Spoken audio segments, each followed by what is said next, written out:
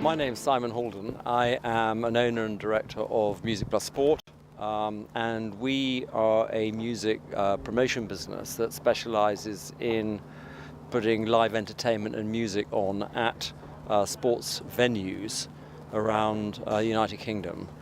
Our biggest areas of operation by far are in the horse racing area, where we have a joint venture with the Jockey Club. We operate exclusively all the live music for the Jockey Club across all of their 15 racecourses. In addition to that, we also work with York, and we have worked with other racecourses, including Newbury. This year we've done our first rugby show at Gloucester with Jess Glynn, which is a fantastic success. And last year we did cricket, which was at a 50 over show, where we put, for the first time, under one ticket, an artist, Boyzone, after a 50 over game. Generally, nearly 95% of all of our shows are a mixture of music plus sport, and that is under one ticket. So the racegoer, pays to come racing, and the music lover also. It's about value we're dealing with a lot of the time, and we find that our average ticket price across the season is around about £36, which is amazing value for the sort of level of artists, the quality of artists that we're delivering, plus a fantastic day's racing. So it's one ticket that does that, and it's all about giving added value to the customer, really. We feel that the two most important people on the day are obviously the artists, and we have to give them a fantastic experience, and also all of the audience that come. And that really is our focus, about delivering a great show for the audience and a great environment for the artists to perform. We have shows right across the week generally, Wednesdays, Thursdays, Fridays, Saturdays, all sorts. And we will probably do across all of our various venues around about 28 to 30 shows a season. For the Jockey Club, probably around about 20. And then obviously with courses such as York and whoever else we might be working with, we are on a one-off basis. So we work with York now for the last 3 years. This is our third year. And we have a focus on really quality over quantity. We're always trying to get the better and the bigger stars in. And I think we've, hopefully keep delivering on that basis. We've had some fantastic acts in the past. Last year, Tom Jones. This year, obviously, we've got Kaiser Chiefs with their fantastic show, and tomorrow we've got the Corrs. So that's what we're aiming to do, basically, is to deliver top-class artists at these particular venues.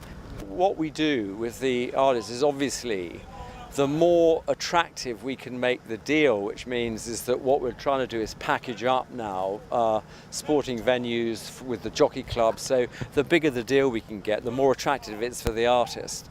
So we are now starting to look at 2017 now. So we want to get artists booked in now so we can get on sale pre-Christmas. And we are putting offers to artists, for 4, 5, 6 different dates across our venues that we work with.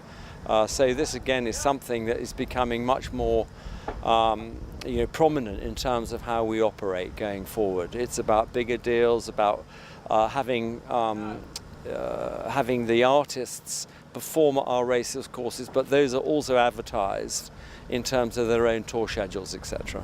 My name is William Darby. I'm Chief Executive and Clerk of the Course of York Racecourse. Today we're focused on our music and racing events, our music race showcase days at York Racecourse. 2 days of racing action in the afternoon, and then followed by a concert in the evening. We've got Kaiser Chiefs tonight, giving a concert for about 30,000 racegoers, and then tomorrow we've got the Corrs on the Saturday afternoon with an expected attendance of 40,000. In terms of attendance, it's the biggest music and racing event in the world of racing. So 70,000 people coming through our gates in the course of a 24-hour period. It stretches the team. Fantastic music performance by the artists on stage, which precedes 6 thoroughbred races on the track. Makes for a great entertainment. Some people come who are committed music fans who enjoy the racing as well, and others are race fans that stay on for the music. So it seems to work well for us. It introduces a whole whole new audience to racing, and hopefully gives people great entertainment for the price of one ticket. There's a huge operation behind staging both the music events and the race day events, and we flex our team and bring in experts to help deliver what's a fantastic performance for everyone. But the stage comes in a few days before racing, and a big rigging exercise to convert what's a greenfield site behind us into a stage. All the sound system comes in, specialist experts there, and then on the day of racing, all the testing and the rigging of presenting the final set, which then goes dark during the racing action for 2.5 hours, and then comes alive after racing for the music acts. It's a big team. We employ really good partners who help us deliver it, and hopefully deliver a really safe, enjoyable performance for everyone. Symphotech and Music Plus Sport have been our partners for the last 3 years. We've been delighted with the concerts we've put on with them, including Sir Tom Jones and Wet Wet Wet. So we've had some great performances here in the past. We're getting a reputation at York for delivering great crowds, great atmosphere and great artists, and a great night for people that come to enjoy it. But as you say, it's a big partnership and a lot of people involved in delivering a great experience. Artist selection is a key part of the role of us as a venue and as a client delivering the performance. So we spend a lot of time working with our partners to try and select that right audience, the audience that will come, that will enjoy the racing action and enjoy the whole hospitality around the track, as well as enjoying the musical performance. So we've delivered some fantastic acts in the past. Kaiser Chiefs, who are playing tonight, they played three years ago here, delivered an attendance of 30,000 people, and that artist selection is so important to delivering for us as a client and our racegoers. Out of our 17-day race day fixture, these two music showcase days are the only two that we combine a huge set like this and the racing action. Now we're looking to see if we would expand that and develop that into 3 or 4 days, and it's been such a successful partnership over the last 10 years, we may well expand it and take it forward. Hi, I'm Steve Hill from Blue Multimedia Limited. And this is our 10-camera mini OB truck. We use a lot of advanced robotics to reduce crew costs, and it's not just about money, because obviously a programmable robot can repeat a shot 1,000 times and always hit the mark and always be in focus. The bands really like using them because, I mean, we have 5 cameras on the Kaiser stage for tonight. Obviously, it would be completely impractical to put 5 guys dressed in black with camera assistants parked around the stage while the band are doing their thing. You know, it allows us to get quite intimate footage, quite IMAG footage. I'm a great believer that if an audience wants to see a bunch of guys running around a stage, generally speaking, they can look up and look at the stage. What they want to see on the screens is that big close-up of the lead singer or the tight shot of the guitarist's fretboard, which adds a depth to a performance that is not attainable just by the naked eye. We use very few wide shots. I've got a front of house operator up the PA tower, and then I've got 4 cameras dotted around the stage, which are remotely controlled with a joystick here, pan, tilt, zoom, all the control that you would normally have with a camera on a tripod, except the guy standing behind the camera on a tripod is actually sat in this van. I mean, I'm an ex-camera operator and DOP, but as a director, if I'm directing the show, there is no gap between what I want the shot to be and me being able to pull it into the mix, because I'm controlling at least 3 of those shots remotely here. So, you know, the Kaisers is a classic example. Ricky quite often goes climbing, he quite often leaps in the pit. I don't have to tell a cameraman to find that shot because I can track it here via a joystick. So creatively, it has advantages creatively as well as advantages financially. In fairness, I wouldn't want to run an entirely robotic show. Having that extra brain and an extra pair of eyes on a more traditional camera is essential, but certainly it expands the possibilities. And in the corporate world and entertainment world, corporate events and stuff like that, it's massively cost effective, because you're not putting another 5 guys in a hotel and feeding them and buying them a curry and paying them PDs, and it's transporting them. Your average camera operator, it's hundreds. Times that by 5 and it's a big chunk out your budget. They are small, they're neat, they're proper cameras, they're 3-chip technology, they are of full broadcast HD quality. You can program in dynamic moves. So, for example, I have a shot from the lead vocalist's microphone, which then pulls and whip pans across the stage and finishes on the drummer, which I know I will use. That is a programmed move.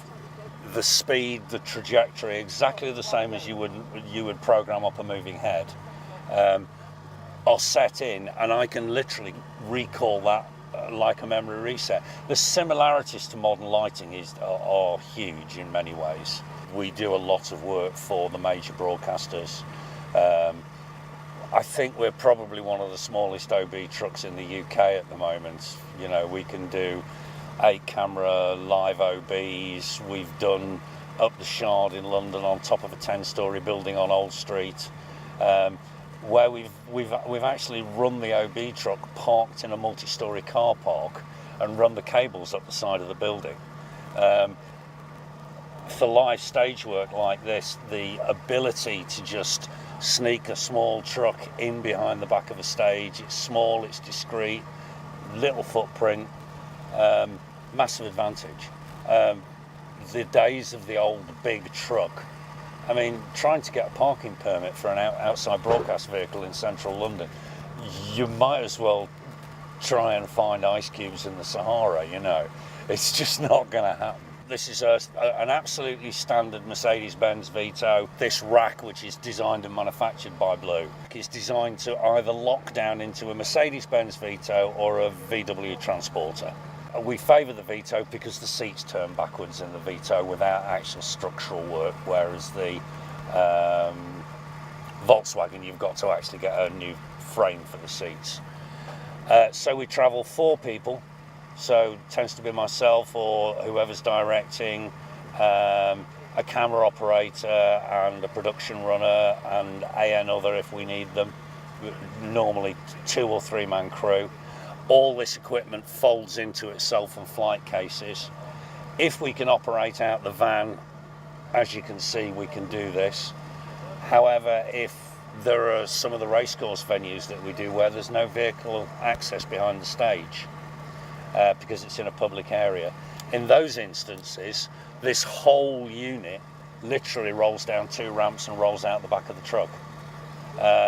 If we're touring with a band, for example, all the cameras and everything go in this flight case, and then we have a second flight case that is similar size that takes the cable drums, 2 rolling cases. They just go on the back of the truck with all the rest of the band's equipment, and it's a complete touring rig. We've actually got 2 units out today. My director of photography is actually down directing Busted in Newmarket, while I'm up here doing the Kaisers, and we've done the Jockey Club work for many years, so it's a great summer. We spend all summer travelling around and maybe having a flutter on the horses. I'm Julian Spear, director of Symphotech, who run all the production services for Jockey Club Racing. And I'm here at York Racecourse, which is an independent but have contracted us in to manage their showcase weekend for their concerts as well, which we've now been doing for 3 years, and we've got a capacity crowd here this weekend. I think probably topping nearly 40,000 people a day, so yeah, it's going to be a good show. So this weekend, tonight we've got Kaiser Chiefs on stage, that we've worked with many times before, and tomorrow is the Corrs. both bands really popular this weekend. Yeah, I think we're going to have a really good show. 3 years ago, when Jockey Club were looking to change the way they were doing things, they put the whole contract for the concert element out to tender, and I was invited to come in with the team at Music Plus Sport, who were putting a joint venture idea together with Jockey Club to run all the concerts, and we won the contract. And I'm here at York Racecourse, which is an independent company, but because of the success of the joint venture that we've done with Jockey Club, they asked to join in on the tour and supply all the production and artists for this show as well. And again, this is our 3rd year here, and it's been really successful. When we put the joint venture together, from a production point of view, my stipulation from day one was that I was only going to use the top companies, from my point of view, to run the show. No compromise on production whatsoever. So we immediately brought in the likes of Clare Brothers on audio, Negerth on lighting, Midas on power, Rock City even on local crew, who were just brilliant for us. And as a result of that, we've got such a professional team running everything. You know, we're doing upwards of 22 shows across the summer. We're looking, by the time we've finished, of putting audiences of nearly 200,000 tickets. So it's a mammoth operation, but I think we've got it pretty well locked down, to be honest with you. So apart from the companies mentioned already on structures, that we work very closely with Serious Stages, who provide all the structures for the production that I do with Jockey Club, and they also provide structures for other companies, other shows that we do for other independent companies. So this weekend, for instance, we got the show running here for 2 days. We've got another show running at Newmarket Racecourse tonight. Tomorrow we've got a big Battle Prom show going on down at Hatfield, and on Sunday we've got a big folk festival down there as well. So we've got a lot of teams out and a lot of kit out, but so far all running absolutely smoothly. So one of the challenges of putting concerts on combined with racing, which has proved really popular now, is the fact that it's not just a concert, it's a race day as well. So we have to have lots of thought processes to where we put the stage, so that we don't block out the entire racecourse viewing for all the racing during the day. They're not an ideal arena in one sense, so we have to really think carefully about how we lay it out, how it all works, how all the sound works. Lots of little areas that we need to cover that you'd normally not have to worry about if it was just a green field. For instance, here at York, because of the areas that we've got to cover, we've got the normal left-rights on the system with a delay behind front of house. But then over to the side of the course, there's a whole area, family enclosure area, that comes in. So we've got another tower on the left of the stage to cover that area. And then down the far end by the paddock with the grandstands, we've had to put another delay in there to cover that area. And then right round the back of the course, which is not even in view of the stage, we've got a champagne bar. So we've got another sound system and a big screen down there just to cover that area. So getting everything sorted out here noise-wise, it does get quite complicated. We've had to put fibre optic lines in for days to get control down to all the areas, because they're just so far away. Part of the proposal that we put together was that we would look after all the safety element of the production side of these concerts, and then dovetailing in safety plans with the course, which is working really well. The course safety officers know their racing and we know our production, so we work really closely together, and it's worked really well over the last 3 years. They look after the day racing and all the stewarding from that point of view, and we dovetail in and work with them on all the pit crews and safety angle of the artists. just a great working relationship has come up on this one now. Obviously there's a lot of infrastructure on site that we have to work with. We're bringing in completely different teams to who they normally work with, but it's just a matter of working with them, making sure that everybody gets along rather than falling over each other on that one. So one of the issues that we have from a noise point of view is that we have horse racing, and we've got very, very, very expensive thoroughbred race horses on site who don't like noise at all. So we have to be very careful and work with the course very closely on timing so that we get the sound checks and everything out of the way well before all the horses are brought anywhere near. Luckily here the stables are right over the other side of the course, but even so we don't want to spook them. We try and get the show on as soon as we can after the last race, but we need to make sure that all those horses are away in the stables before we make a sound on stage. So we have to again work with the course to get clearance. They send through, right, horses are away, they're safely in the stables or in their horse boxes and away or whatever, and then that's it, we get clearance to do the show start. We also do monitoring off-site. There's lots of very sensitive areas where, although it's a big race course, it is right in the middle of a built-up area. So we've got a noise monitoring team here today and tomorrow, going around 3 or 4 sensitive sites off-site, doing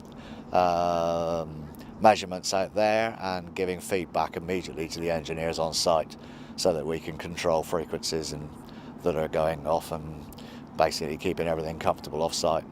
And with a bit of luck, again this year we'll have 0 noise complaints from the outside.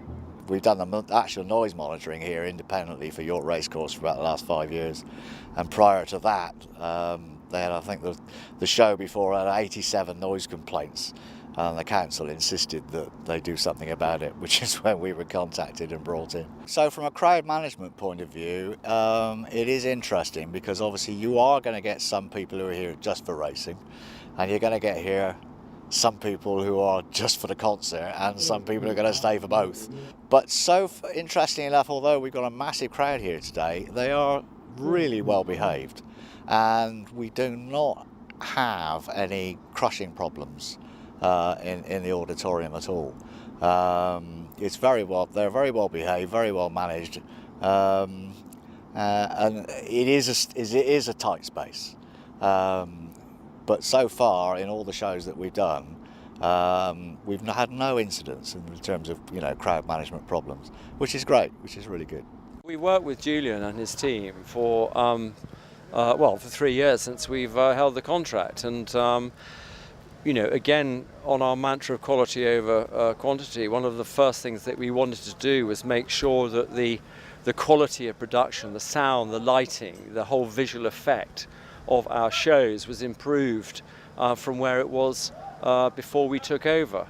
And Julian and his team have helped us deliver that. I think if you ask anybody who comes to our shows now, the quality of the sound, etc., is really exemplary. And Julian is worked with us, and there are particular nuances with working at Jockey Club, because it is a mixture of music and racing, and consequently he knows his way around the courses. He has a very good relationship with our customers, and that's how it works. It's a real collaboration, and obviously we're always looking to improve, and we'll keep doing that, but he's a great person to work with.